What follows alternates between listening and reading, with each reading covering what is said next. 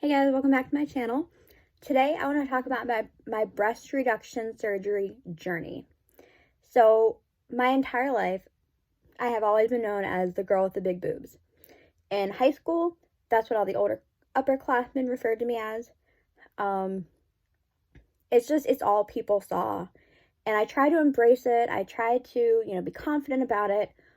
But when you're trying to talk to people and all they're doing is staring at your chest, it gets very, very upsetting.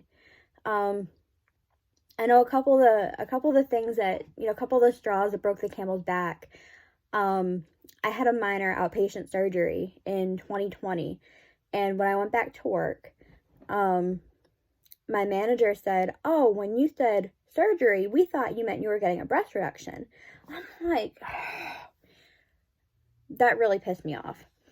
And then I worked at a daycare. There was a 2-year-old who grabbed my chest and yelled, "Boobies!"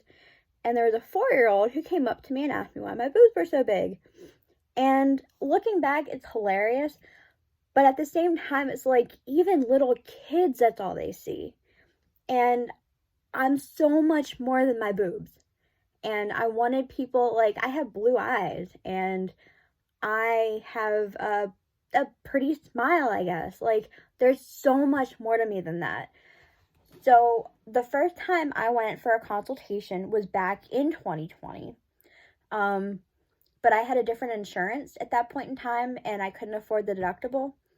But then in 2021, when I went, I had a different insurance, and they originally approved it. I had to get it done between June 4th and July 4th. Well, the soonest they could do the surgery was August 20th.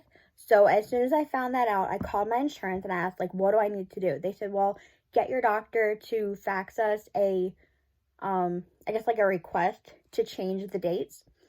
So I called my doctor, told them to send that. August 19th rolls around, and I get a phone call from my insurance saying, your doctor hasn't approved this yet, so we're going to have to reschedule your surgery. At this point in time, I had already spent hundreds of dollars on, button-down shirts and a lap desk and, all these other things that I thought I might need during recovery. And I had taken off a semester of school because, my surgery was August 20th. Classes started August 24th. There was no way that I would have missed the first 2 or 3 weeks of class, and that would have put me way behind. So I decided, you know what, I'm just going to take off this semester and, take time to recover, work, and then I'll go back to school in the spring. So they're telling me that it hadn't been approved again yet. So the next morning, this was at 4:30 in the afternoon. So I had to call my doctor again and and I'm going back and forth between my doctor and my insurance, trying to get it approved. And the last thing, because my doctor's office closed at 5, and the insurance, you could call, I think, up until 6 or 7. So I call them again. I'm like, look, my doctor's office is closed. I don't know what to do. They said, our only suggestion is tomorrow morning, have your doctor call us, and we'll get it approved that way. So my surgery was supposed to be at 8 a.m. Unfortunately, they didn't get to do it until almost 10 because it took so long for my doctor and my insurance to finally be on the same page. Before the surgery, I watched dozens and dozens of breast reduction journey videos. Shout out to Kendall Ray and Style is Subjective. I think their videos helped me the most. I actually talked to Christine, who is Style is Subjective on Instagram, and she's really sweet and she was really supportive. I think one of the worst parts of the day after the surgery was the itchiness. And you can't scratch because you have all those incisions and you have stitches, and it was, oh my gosh, it was so uncomfortable. And leading up to it, my worst fear, the thing I was most anxious about was the drains. So when they do the incision and stuff, they have drains that go in right here, and it drains out all the extra fluid after the surgery. I was so afraid they were going to hurt, and I was so afraid of them hurting when they took them out. Well, when they took them out, my surgery was on a Friday. my doctor actually had me come in on a Sunday to take the drains out, and it hurt for about 5 seconds. It was a really sharp pain, but it was bearable. I mean, I don't think I even shed a tear. It wasn't that bad. But they took the drains out, and for the first couple of weeks, I couldn't wash my hair. Like, you couldn't put your arms above your head, so I wasn't able to wash my own hair.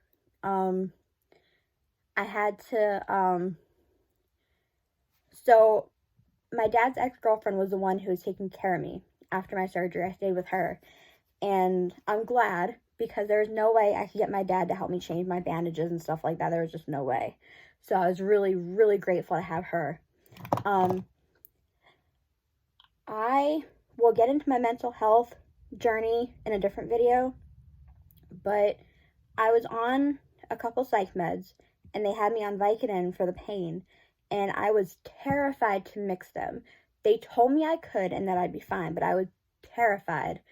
So because I was off my meds for a week or two, I started to spiral, and I ended up in a psychiatric facility.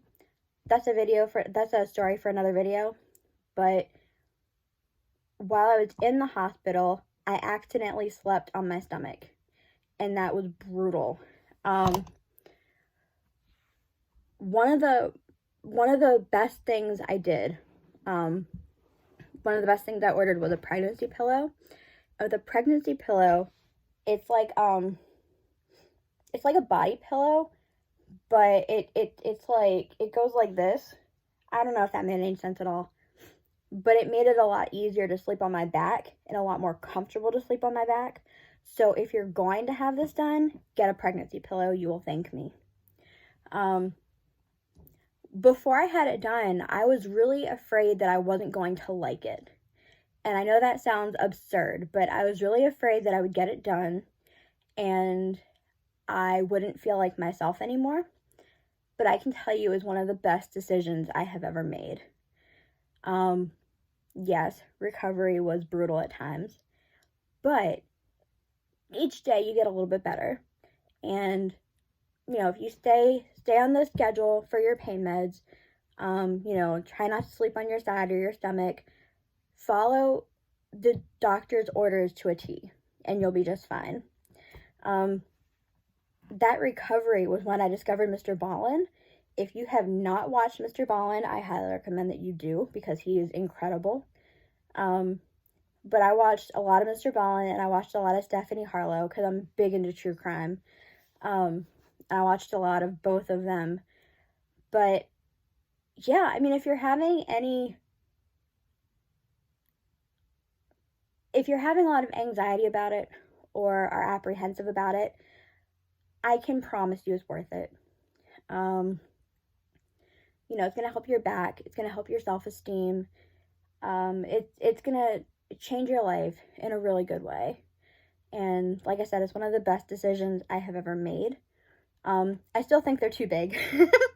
But instead of watermelons, now they're just cantaloupes. So that's a little bit easier to deal with. But yeah, so don't forget to like and subscribe, and I will see you in the next video.